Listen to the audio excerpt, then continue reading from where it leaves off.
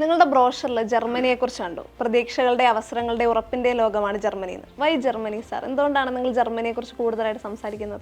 എല്ലാ മേഖലകളിലും ആളുകളെ വേണം, എല്ലാ മേഖലകളും. From the blue collar job to the white collar job.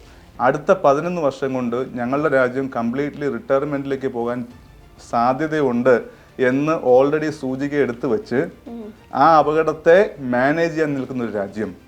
അതാണ് 75 ലക്ഷം എംപ്ലോയീസിനെ 2035 ജർമ്മനിക്ക് വേണം. ഞാൻ കൂടെ പോകുന്ന ആൾക്കാരുടെ കാര്യം പറയുന്നില്ല.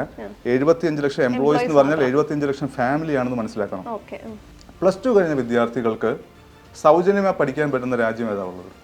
പഠനത്തോടൊപ്പം ജീവിക്കാനുള്ള പണം ഇങ്ങോട്ട് സ്റ്റൈപ്പൻഡായി നൽകുന്ന വേറെ ഏത് രാജ്യമുണ്ട്? ഹെൽത്ത് കംപ്ലീറ്റ് കവർ ചെയ്യുന്ന ഒരു ഫാമിലി ടാക്സ് പെയർ ആണെങ്കിൽ ആ ഫാമിലിയുടെ കംപ്ലീറ്റ് ഹെൽത്തും ടേക്ക് കെയർ ചെയ്യുന്ന, അതുപോലെ തന്നെ ആ വീട്ടിലെ വിദ്യാർത്ഥികളുടെയോ ഇനി ജോലിക്കാരൻ്റെ തന്നെയോ ഫ്യൂച്ചർ വിദ്യാഭ്യാസത്തിന് ആഗ്രഹമുണ്ടെങ്കിൽ PhD വരെയും സൗജന്യമായി പഠിപ്പിക്കുന്ന ഏത് രാജ്യമുണ്ടാവും?